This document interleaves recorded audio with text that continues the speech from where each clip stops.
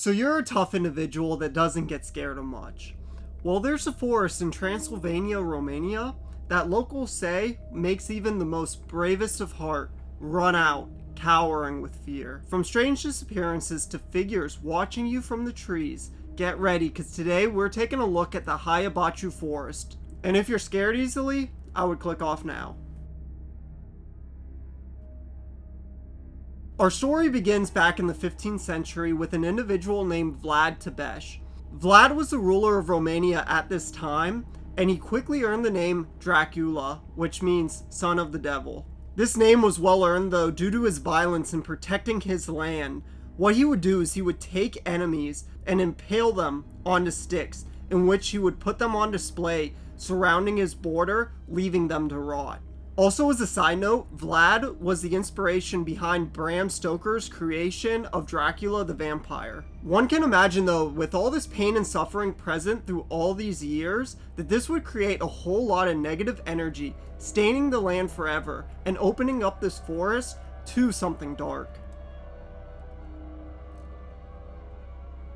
The first one is the story of a local sheep farmer who, with his herd of 200 sheep, would take his sheep out daily to graze within the forest. This carried on for many years until one day the farmer and his sheep failed to return home one evening. Wondering what may have happened to them, the following day a group of locals ended up entering the forest in order to try to determine a cause for their disappearance. The search group though scattered the whole area in which he would normally be searching for multiple weeks. Still to this day, no signs of the farmer or his 200 sheep have ever been found. Another similar story occurred to a little girl not long after who would play at the entrance of the forest. One day though, she ended up venturing a little too far into the forest and failed to return home that evening, disappearing without a trace, just like the farmer and his sheep. This individual stayed missing though for the next 5 years. That was until one day she ended up actually emerging from the forest and returning home, still wearing the exact same clothes and looking the exact same way that she did 5 years ago when she walked into that forest. Asking her questions though, her family quickly realized that she had no recollection of what had occurred to her during the past 5 years in the forest. It is almost as if this little girl walked into there and time traveled into the future before emerging from the forest.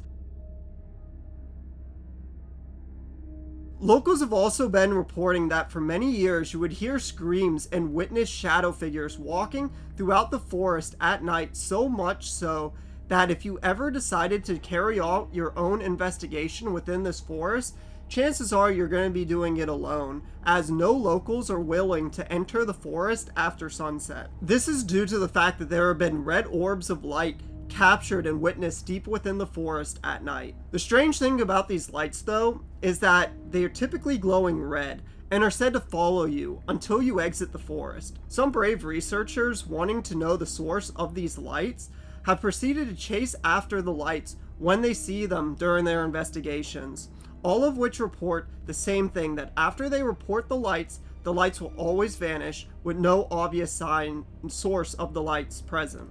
That is until they proceed to walk away, in which they always report that the light will reappear and will continue to follow them until they exit. The light though would stay back within the forest, watching as they left.